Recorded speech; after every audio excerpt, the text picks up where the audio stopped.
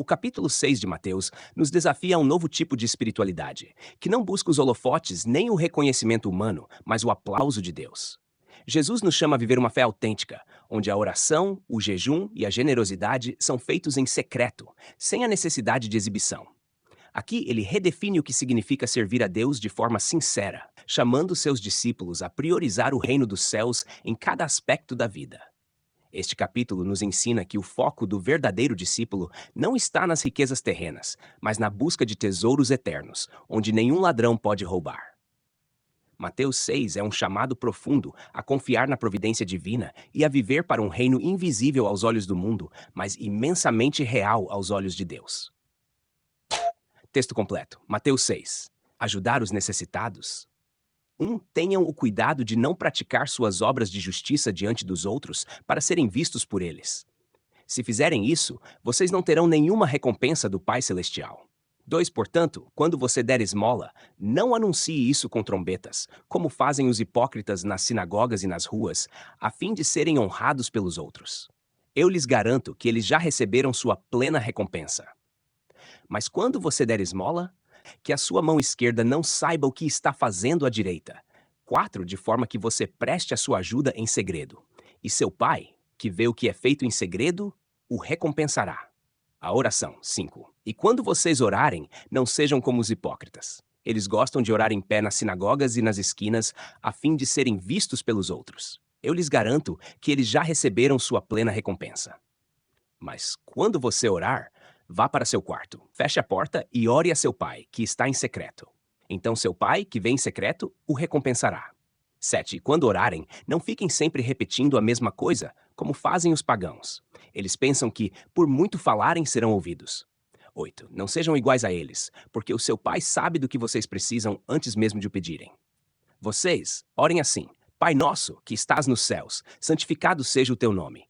10. Venha o teu reino, seja feita a tua vontade, assim na terra como no céu. 11. Dá-nos hoje o nosso pão de cada dia. 12. Perdoa as nossas dívidas, assim como perdoamos aos nossos devedores.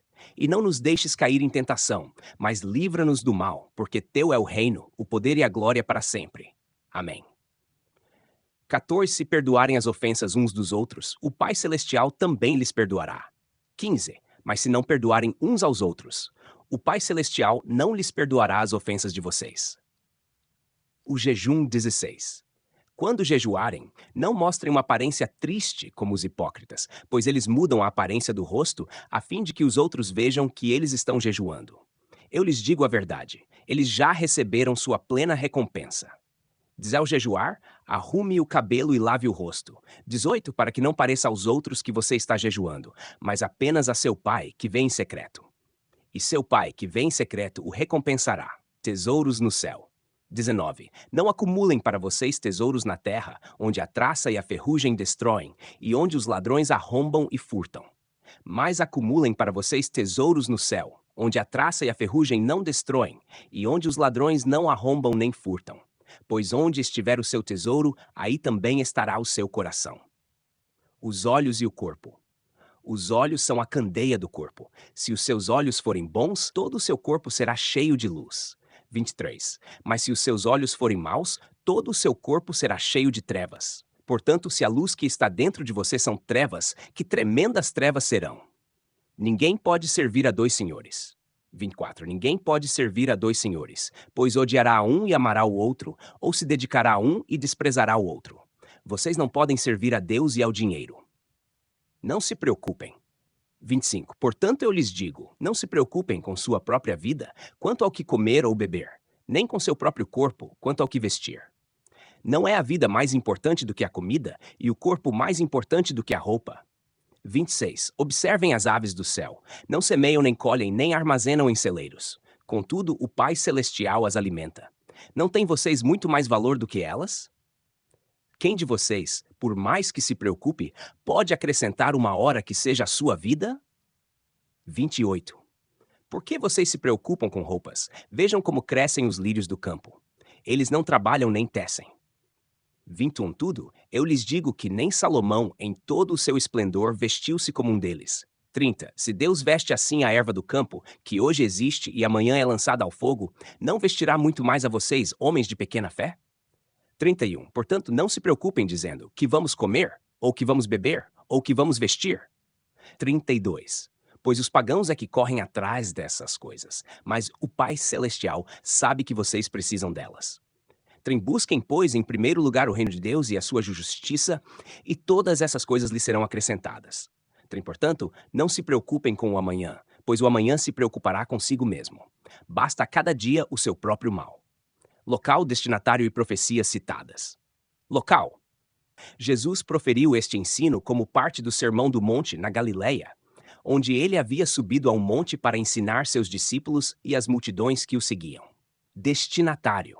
O ensino é direcionado principalmente aos discípulos de Jesus. Mas o público mais amplo das multidões estava presente, buscando instruções sobre como viver em conformidade com o reino de Deus. Essas palavras são aplicáveis a todos que desejam viver uma vida de obediência e devoção a Deus. Profecias citadas. Mateus 6 não cita diretamente profecias do Antigo Testamento.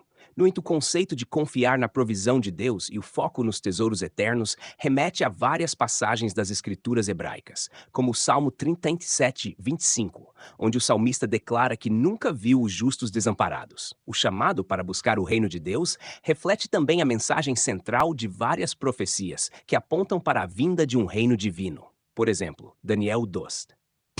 4. Explicação expositiva. Ajudar os necessitados. Jesus começa o capítulo com um alerta contra a hipocrisia religiosa. Ele repreende aqueles que praticam a caridade, ou obras de justiça, com a intenção de serem vistos pelos homens. O ato de dar esmolas, que deveria ser um gesto de compaixão e generosidade, estava sendo transformado em um espetáculo público. A advertência de Jesus é clara. Quando fazemos o bem para atrair a atenção, perdemos a recompensa de Deus. A verdadeira caridade deve ser feita em secreto, de modo que apenas Deus, que vê o coração, seja testemunha e recompense. A oração. A oração é outro aspecto da vida espiritual que Jesus redefine. Ele critica os hipócritas que oram em público para serem admirados, enfatizando que a oração deve ser um diálogo íntimo entre o crente e Deus. Ao ensinar a oração do Pai Nosso, Jesus nos dá um modelo simples e profundo. Essa oração encapsula a essência do discipulado cristão. Reconhecimento da santidade de Deus, submissão à sua vontade, dependência de sua provisão, busca de perdão e proteção contra o mal. A ênfase está em uma oração sincera e humilde, não em palavras repetitivas ou longas. O jejum. Jesus também fala sobre o jejum, outro elemento central da espiritualidade judaica. Ele denuncia a prática de jejuar com aparência de tristeza, como uma forma de atrair a atenção e o louvor das pessoas. O verdadeiro jejum, segundo Jesus, deve ser algo feito em secreto, sem ostentação. Ele ensina que o jejum é entre a pessoa e Deus, e quem jejuar dessa maneira será recompensado por Deus e não pelos homens.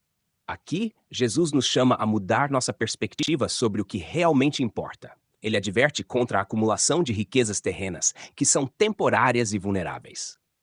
Em vez disso, os discípulos devem buscar tesouros no céu, onde nada pode destruir ou roubar. Essa instrução fala diretamente ao coração. Onde está o nosso tesouro, aí também estará o nosso coração. Se buscamos as coisas eternas, nossa vida será focada em Deus e no seu reino, em vez de nas preocupações passageiras do mundo. O olho e o corpo. Jesus usa a metáfora dos olhos para ilustrar a condição espiritual do ser humano. Olhos saudáveis, ou bons, representam um coração focado no bem e na verdade de Deus. Quando nossos olhos estão voltados para o que é puro e justo, todo o nosso ser estará cheio de luz. No entanto, olhos maus simbolizam a escuridão interior que resulta de desejos corruptos e distorções espirituais. Servir a dois senhores. Jesus afirma que é impossível servir a dois senhores. Aqui ele se refere à tensão entre servir a Deus e ao dinheiro. A cobiça por riquezas materiais compete diretamente com a devoção ao Senhor. O chamado é para uma lealdade singular. Ou servimos a Deus de coração, ou nos deixamos dominar pelos desejos de riqueza. Não há meio termo, e Jesus nos desafia a escolher quem vamos servir. Não se preocupar. Por fim, Jesus nos convida a uma vida livre de ansiedade e preocupações desnecessárias. Ele nos lembra que Deus cuida até das aves do céu e dos lírios do campo, quanto mais de nós, que somos seus filhos amados. A ansiedade em relação ao futuro e às necessidades materiais revela falta de confiança em Deus. O chamado de Jesus é para que vivamos uma vida de fé, buscando em primeiro lugar o reino de Deus e confiando que todas as outras necessidades serão supridas. Ele nos exorta a viver um dia de cada vez, confiando no cuidado providencial de nosso Pai Celestial. Conclusão. Mateus 6 é um chamado radical a viver uma fé genuína, uma vida centrada em Deus e não nas expectativas humanas ou materiais.